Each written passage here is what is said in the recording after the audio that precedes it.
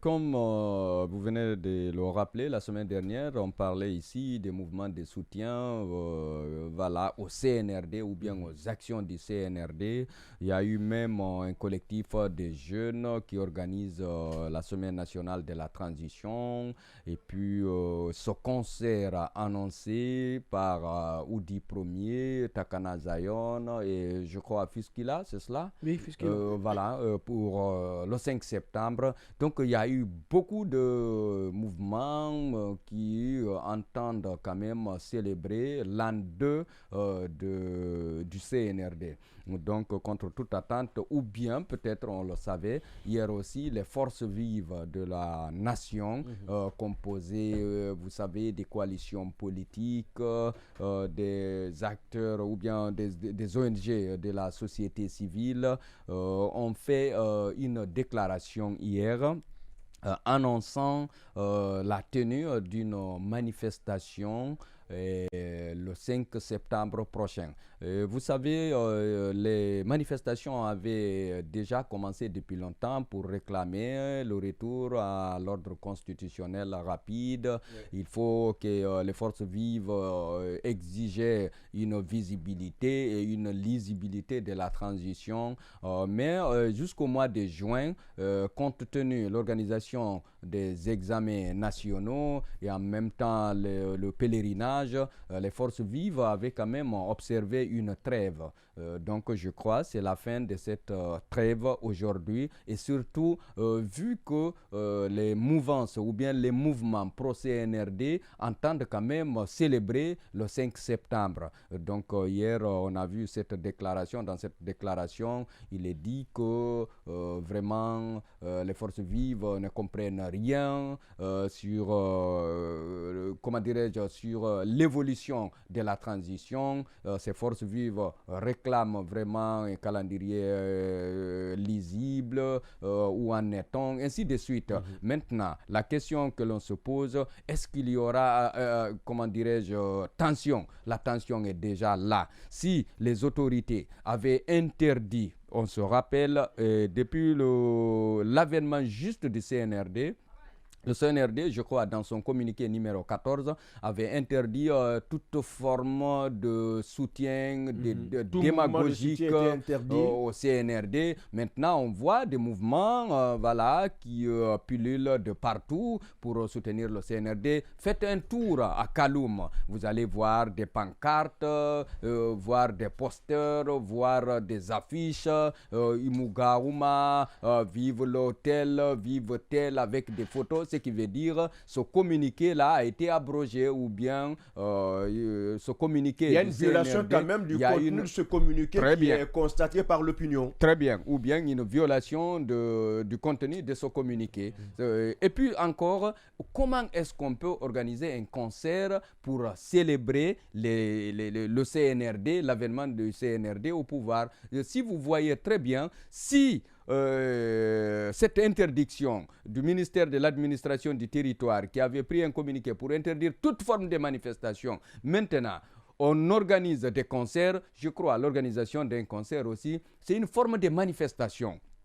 Comme il n'était pas dit manifestation de soutien ou bien manifestation de protestation, une manifestation égale à une manifestation. Pour éviter une tension latente, pour éviter qu'il y ait affrontement, pour éviter qu'il y ait face à face entre pro et anti, CNRD, je crois, s'il faut interdire les manifestations, il faut interdire toute forme de manifestation, que ce soit concert, que ce soit caravane, que ce soit, je ne sais pas, en tout cas, toute forme de manifestation, que ce soit protestation ou pas. Ou bien, pour éviter les tensions, il faut tout faire pour essayer d'autoriser tout le monde. Quand les autres feront leur concert du côté du palais du peuple ou bien je ne sais pas où, les autres aussi peuvent manifester pour protester. Mais on ne peut pas accepter des gens se pavaner dans les rues pour magnifier l'avènement du CNRD et interdire les autres. C'est ce qui veut dire un poids à deux mesures. Ça ne peut pas marcher comme ça. Donc, comme on dit souvent, gouverner, c'est prévenir, gouverner, c'est anticiper. Je crois que c'est le bon moment que le CNRD prenne vraiment ses responsabilités pour soit autoriser pour tout le monde ou bien interdire pour tout le monde. Mais sinon, vraiment, on a peur. Vraiment. Alors, Ghané, à quoi il faut s'attendre? Est-ce qu'il faut craindre une possible confrontation entre les pro-CNRD et ceux qui sont contre? D'autant plus que ce même jour, il y a un concert qui est programmé et également il y a cette marche, cette sortie qui est également programmée du côté des forces vives de Guinée. Moi, je crains beaucoup. Je crains pour l'avenir de ces pays. Ouais. C'est bien vrai que nous aimons tous ces pays. Et aujourd'hui, on n'a pas besoin d'être alarmiste ou bien être un oiseau de mauvais augure donc pour chanter l'hécatombe qui risque de tomber sur la République de Guinée. Et force est de comprendre aujourd'hui que l'opinion quand même reste entièrement divisée sur, n'est-ce pas, et la possibilité de, comment ils ont appelé ça, donc célébration donc, de l'an de prise de pouvoir donc de la junte. Si vous avez suivi les internautes en République de Guinée et partout d'ailleurs, les uns fustigent parce qu'on ne trouve pas d'intérêt à l'organisation d'une célébration donc de la junte. Parce que pour certains, aujourd'hui, il n'y a aucune visibilité sur la transition. Et quand même les partis politiques qui étaient considérés être pro-CNRD, pro-membres donc de la junte, aujourd'hui on fait ce qu'on appelle un revirement spectaculaire à 360 degrés. Je vais parler par exemple du parti du PDN de Lansana Kouyaté, des Baouri ou autres qui voient aujourd'hui clairement si peut-être ils étaient bandés, maintenant ils commencent à voir là. Donc ça me rappelle un peu de ce qu'on appelle de ce qui ce que Aimé Césaire disait, le retour donc, au pays natal. Donc quand l'Africain se souvient finalement, parce qu'ils essayent de voir maintenant dans la même direction, comprendre aujourd'hui que seulement que les autres avaient eu raison d'avoir raison de tout. Ils avaient eu tort plutôt d'avoir raison de tout. Parce que ce qu'on voyait, ce qui était visible, finalement c'est ce qui s'est révélé. Comme il est également dit dans la Bible, que ce qui s'est dit de bouche à l'oreille sera chanté donc, sur les toits. Donc c'est ce que nous sommes en train de voir avec cette célébration de l'an des CNRD. Alors l'affrontement, moi je n'en doute pas, ça aura lieu. À partir du moment où les forces vives ont décidé de descendre dans la rue, et moi je sais qu'à part chaque fois que les forces sociales en République de Guinée ou bien les acteurs sociaux, des politiques ont décidé de battre le pavé, ils ont été réprimés. Pas que réprimés, mais réprimés aussi dans le sang. C'est ce qui se profile à l'horizon. Surtout quand on sait que ce n'est pas seulement que le concert est prévu. On parle de Mamou, on parle de Sigiri, où le président de la République même serait attendu du côté de Sigiri. Donc on attend qu'il parte de ce côté là-bas et que Takana Zayon. En fait, je voudrais juste attirer l'attention des Alpha sur cette question. Aujourd'hui, il ne fait l'objet d'aucun doute qu'il s'agit d'une manifestation de soutien. Ce prétendu concert. Ce concert organisé par les démagogues, ce concert organisé par des opportunistes, ce concert organisé par en tout cas les antidémocratiques, des artistes non engagés, des artistes qui sont au service des hommes du pouvoir, les artistes qui sont au service de l'argent, les artistes qui sont au service des causes inavouées, des artistes qui sont au solde aujourd'hui des personnes qui sont prêtes même à vendre le pays. Donc ça s'engage là. Parce qu'on a écouté Takana, il a fait comme à ses habits, il est sorti donc c'est dégainé sur aujourd'hui des citoyens, des pro-démocrates, donc en leur disant qu'il est prêt même à mourir aujourd'hui pour le CNRD, qu'il est prêt à soutenir le qu'on appelle le colonel Mamadi Doumbouya, parce que pour lui c'est un homme qui vit dans le réel, c'est un homme qui vit dans Ghané, on comprend combien de fois tu es remonté ce matin en parlant de ce sujet. Ça vaut la peine. Contre l'injustice.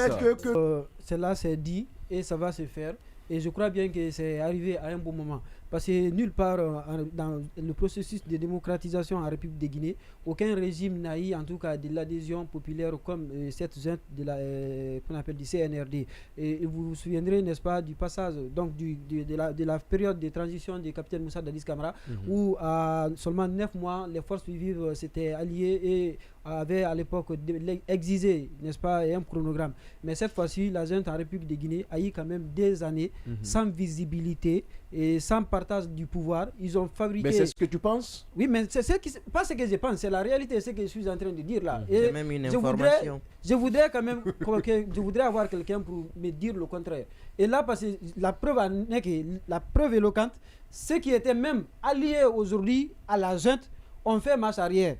Donc, on fait une prise de conscience. Je vais parler encore de Lansana Kouyaté, qui était devenu en quelque sorte le grand labyrinthe du CNRD, parce que même quand on lui demandait des questions objectives à ce qui concerne par exemple qu'on appelle la découverte des visages donc des membres du CNRD, il nous disait de compter dans les rues, partout où vous rencontrez un membre des forces de défense et de sécurité, de compter. Et là, aujourd'hui, si lui-même il revient pour dire qu'il demande ce qu'on appelle une visite n'est-ce pas, de la qu'on appelle par rapport à la réalisation donc de la transition, je pense bien aujourd'hui qu'il est en train de se rendre compte du passage entre Baouli et tant d'autres. Ils sont aujourd'hui unanimes avec nous qui avions été qu'on appelle nous qui avions été les premiers à alerter aujourd'hui du possible passage de la transition à la trahison, de la trahison à l'arrestation, des arrestations également aussi aux persécutions. Aujourd'hui, il ne fait l'objet d'aucun doute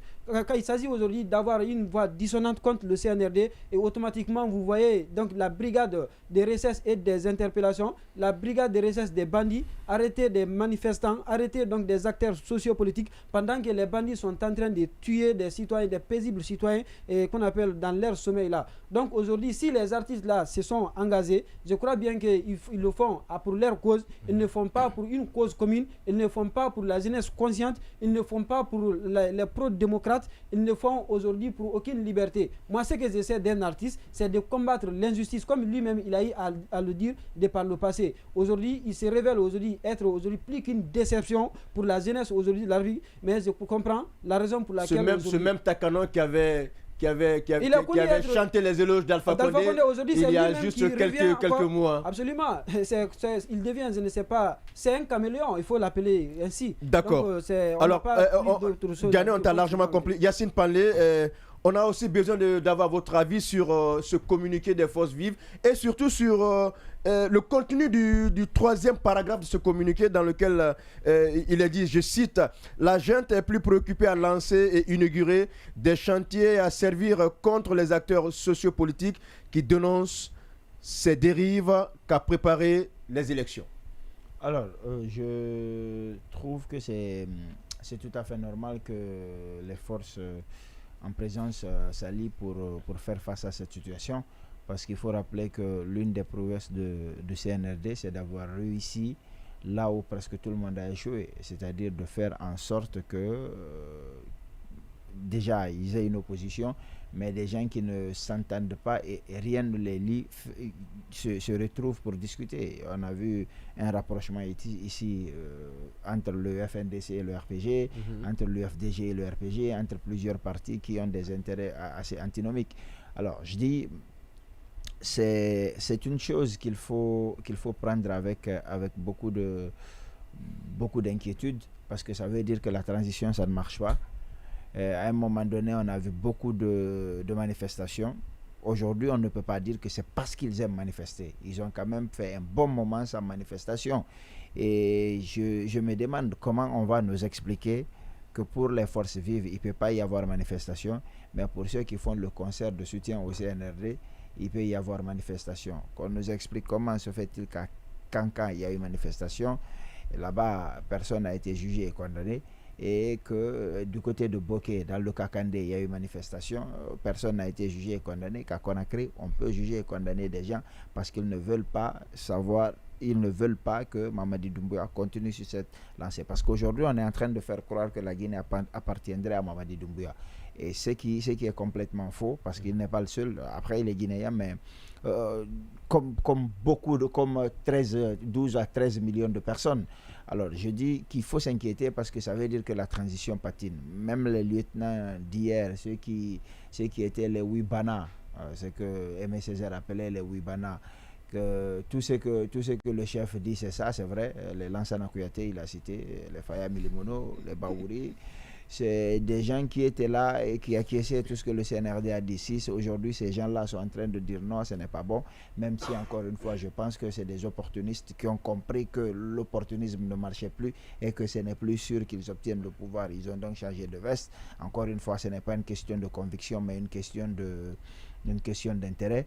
même ces gens-là aujourd'hui sont en train de dire non, nous ne voyons pas quelque chose de concret, l'horizon n'est pas là. Et rappelez-vous que l'accord dynamique avec la CEDEAO, c'est sur 24 mois.